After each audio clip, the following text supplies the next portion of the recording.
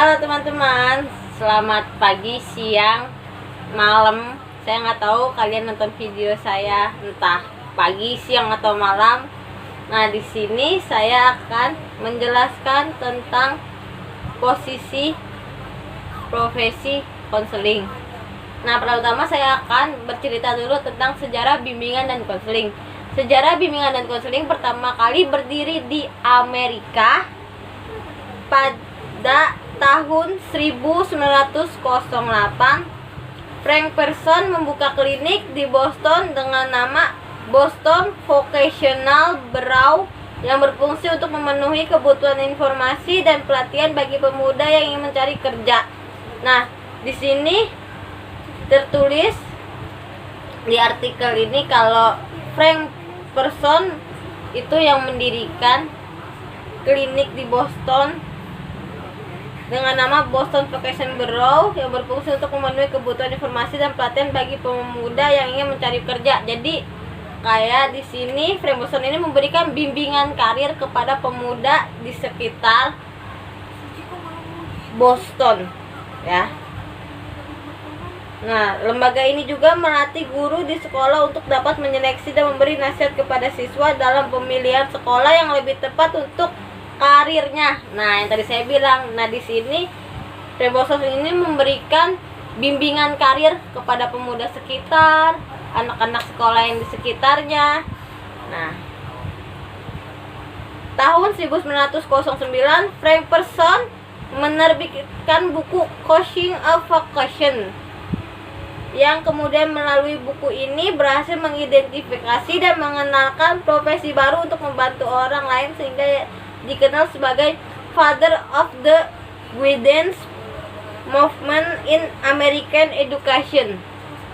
Nah, di sini dia mempunyai julukan, ya, Father of the Guidance Movement in American Education. Maaf ya kalau bahasa Inggris saya itu belepotan. Mohon maaf banget. Nah, selanjutnya pada tahun 1913 muncul sebuah gerakan bimbingan bagi anak-anak muda yang belum berpengalaman bekerja yang diwadahi oleh National Vocation Guidance Association, yang kemudian istilah guidance, bimbingan, menjadi label yang populer dalam gerakan konseling di sekolah-sekolah hampir kurang lebih 50 tahun. Banyak tokoh-tokoh mempelopori gerakan bimbingan dan konseling sehingga sangat berpengaruh terhadap sejarah bimbingan dan konseling seperti, nah ini tokoh-tokoh yang mempengaruhi bimbingan dan konseling seperti Jesse B. Davis, Anna Harriet Weaver, David S. Hill. Maaf ya jika ada salah kata penyebutan nama, mohon maaf sekali. Nanti mungkin akan saya cari gambarnya, nanti saya akan munculkan di sini, ya.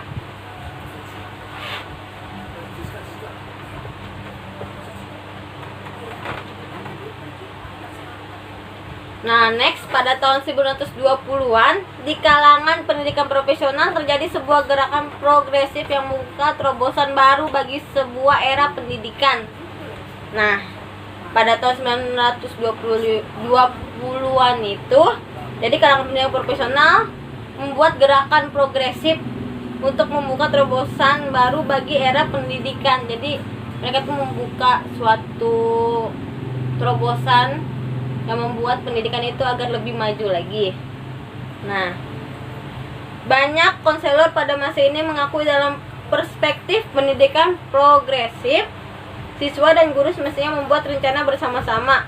Nah, rencana bersama-sama yang disebut ini berarti siswa dan guru harus bergotong royong bahwa lingkungan sosial anak semestinya diperbaiki.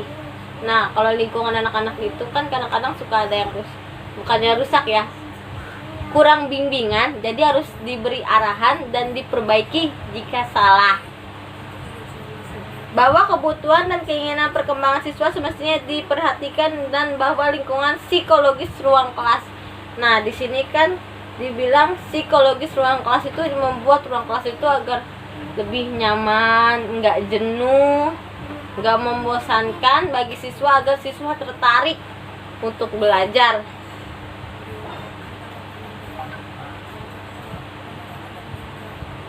Dan next, sejarah bimbingan dan konseling masuk di Indonesia diawali sejak masuknya bimbingan dan konseling. Dulunya bimbingan dan penyuluhan pada setting sekolah. Pemikiran ini diawali sejak tahun 1960. Hal ini merupakan salah satu hasil konferensi Fakultas Keguruan dan Ilmu Pendidikan yang biasa disingkat FKIP. Nah, kemudian menjadi IKIP di Malang tanggal 20 sampai 24 Agustus 1960. Perkembangan berikutnya tahun 1964 IKIP Bandung dan IKIP Malang mendirikan jurusan bimbingan dan penyuluhan. Pada tahun berikutnya 1971 berdiri proyek perintis sekolah pembangunan atau biasa disingkat PPSP. Proyek perintis sekolah pembangunan. Nah, pada 8 IKIP yaitu IKIP Padang. Nah, ini 8 IKIP ini, IKIP Padang, IKIP Jakarta, IKIP Bandung, IKIP Jogja, IKIP Semarang, IKIP Surabaya, IKIP Malang, IKIP Manado. Melalui proyek ini bimbingan dan konseling dikembangkan juga berhasil disusun oleh pola dasar rencana dan pengembangan bimbingan dan penyuluhan pada PPSP. Nah, lahirnya kurikulum 1975 untuk sekolah menengah atas atau yang biasa kita sebut SMA. Di dalamnya memuat pedoman bimbingan dan konseling. Tahun 1978 diselenggarakan program PGSLP dan PGSLA. Bimbingan dan konseling di IKIP setingkat D2 dan D3 untuk mengisi jabatan guru bimbingan dan konseling disebut. Sampai saat ini belum ada jatah pengangkatan guru BP dari tamatan S1 jurusan bimbingan konseling.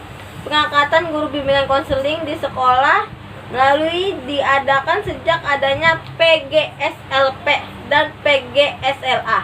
Nah, kalian pasti nanya dong, PGSLP dan PGSLA itu apa? Ya kan?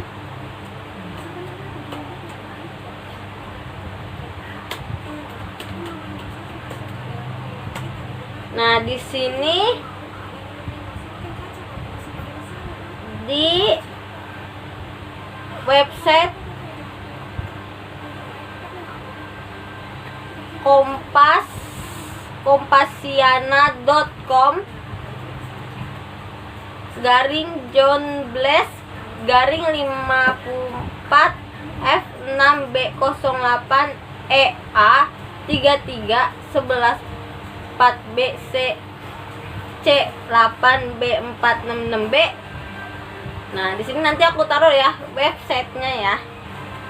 Apa itu PGSLA?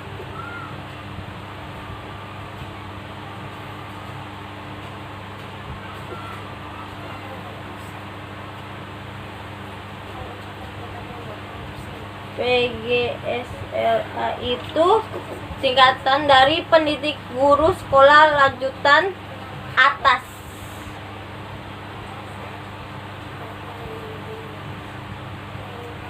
Sama dengan PGSLP. Kalau tinggal diganti sih pendidikan guru sekolah lanjut pertama atau atas. Makanya bisa dibilang PGSLP dan PGSLA. Lanjut ya.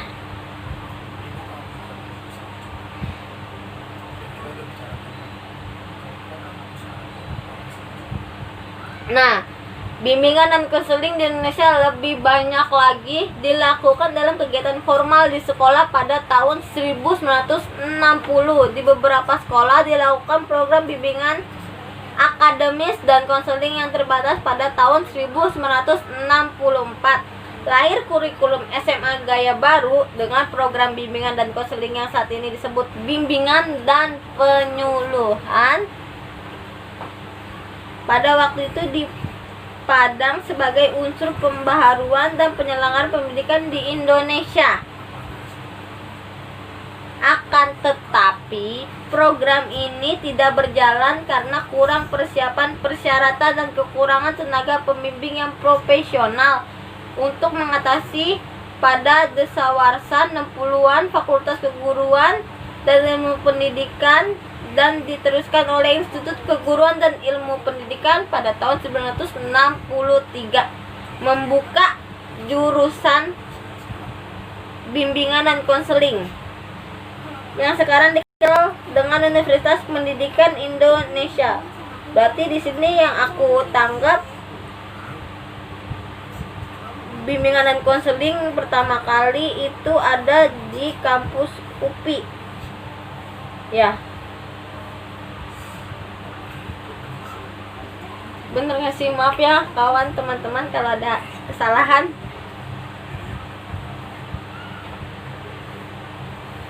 Terus next. Maaf ya agak tegang pertama kali buat video ya teman-teman. Bimbingan konseling yang kedua ya. Bimbingan konseling masuk dalam kurikulum. Yang pertama, kedudukan bimbingan konseling dalam kurikulum. Yang kedua,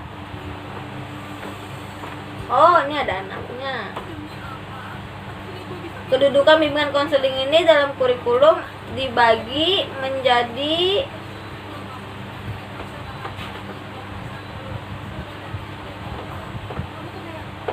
ada 6.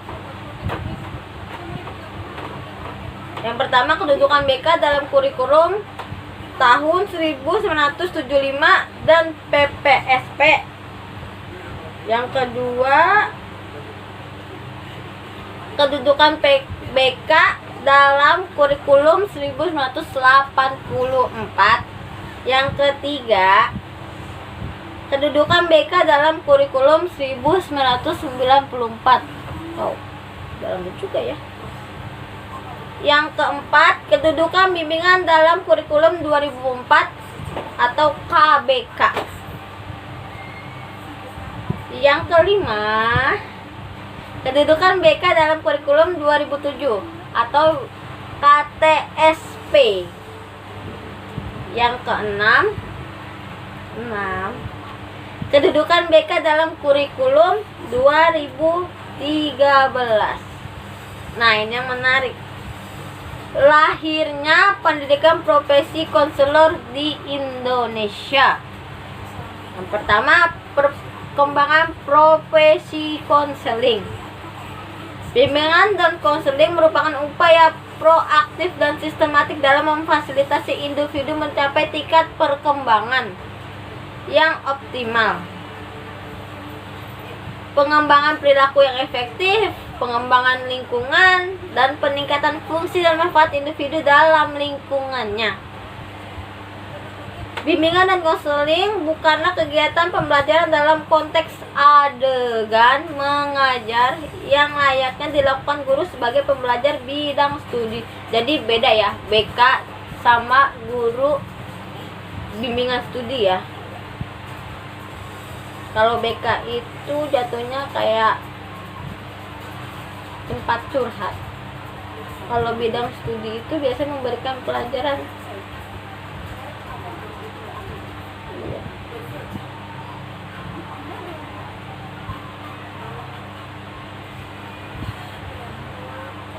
Pengakuan secara eksplisit dan kesejajaran posisi antara tenaga pendidik satu dengan yang lainnya tidak menghilangkan arti bahwa setiap tenaga pendidik termasuk konselor memiliki konteks tugas, ekspektasi kinerja, dan setting layanan spesifik yang mengandung keunikan dan perbedaan.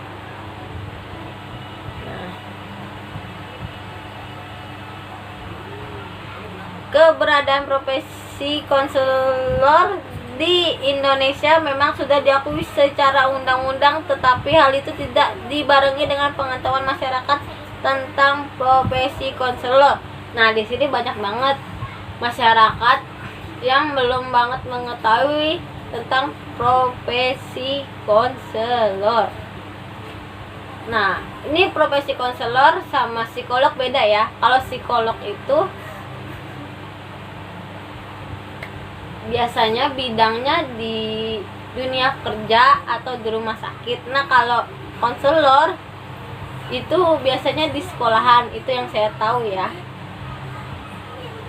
Kalau ada yang kurang bisa menambahkan di komentar ya. Maaf kalau ada salah-salah kata.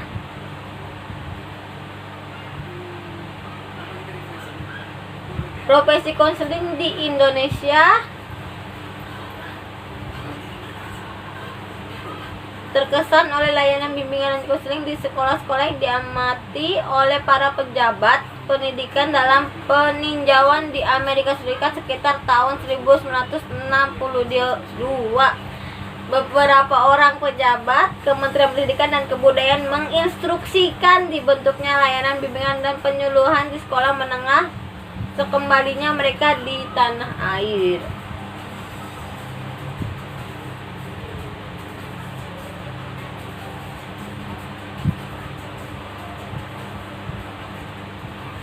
Faktor-faktor, nah ini nih yang menarik nih. Faktor yang menghambat laju perkembangan profesi konseling di Indonesia. Yang pertama, kelangkaan tenaga konselor. Kenapa bisa dibilang termasuk faktornya? Ya karena banyak orang yang belum tahu konselor itu apa tugasnya. Konselor itu sama aja kayak peramal. Nah, terus juga konselor itu terikat biasanya dengan kayak konteks guru BK yang biasa ngadu-ngadu ke orang tua. Jadi takut dibenci sama murid-murid kalau ngambil jurusan konselor. Sebenarnya kalau konselor itu harus didasari dengan asas kerahasiaan. Jadi buat yang lain nggak usah takut untuk ngambil jurusan konselor atau bimbingan dan konseling ya. Asik loh. Nah, yang kedua, kebijakan pemerintah yang kurang berpihak terhadap profesi bimbingan dan konseling. Nah, ini menarik banget nih. Banyak terjadi kejanggalan dan ketidakjelasan kebijakan dari pemerintah pusat tentang profesi bimbingan dan konseling. Ketidakjelasan semakin dirasakan justru pada saat kita sedang berupaya menginformasikan pendidik kita, begitu juga dan kebijakan sertifikasi guru. Banyak konselor dan pengawas satuan pendidikan yang kebingungan untuk memahami tentang penilaian perencanaan dan pelaksanaan bimbingan dan konseling karena format penilaian yang disediakan tidak sepenuhnya cocok untuk digunakan dalam penilaian perencanaan dan pelaksanaan bimbingan dan konseling. Kebijakan tentang profesi bimbingan dan konseling pada tataran pusat ini akhirnya mengimbas pula pada kebijakan pada tataran di bawahannya atau meso dan mikro, termasuk pada tataran operasional yang dilaksanakan oleh para konselor di sekolah. Jadi, kalau ada pertanyaan mengapa bimbingan konseling di sekolah kurang optimal, maka kita bisa melihat sumber permasalahannya yang salah satunya adalah ketidakjelasan dalam kebijakan pemerintah terhadap profesi bimbingan konseling. Nah, di sini tuh banyak banget kayak misalnya nih ya, jurusannya BK, tiba-tiba dia jadi kesiswaan. Padahal sebenarnya BK itu nggak memegang, kayak nggak memahami dunia kerja kesiswaan gitu. Nah, kalau BK itu kan biasanya menangani kasus, jadi masih awam. Nah, ada juga dia jurusannya lulusannya bimbingan dan konseling, tapi dia jadi guru mata pelajaran. Nah, di sini masih banyak ya yang ngawur ngidul karena belum pahamnya masyarakat. Saya juga belum paham sih sebenarnya, tapi berusaha untuk memahami apa yang saya lihat dan apa yang saya dengar dari sumber-sumber seperti itu.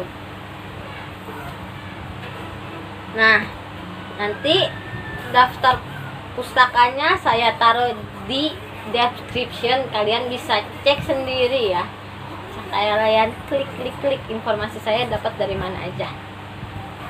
Terima kasih. Mohon maaf jika ada salah-salah kata dalam video ini. Saya Elviuliana ingin menutup video ini. Terima kasih. Assalamualaikum.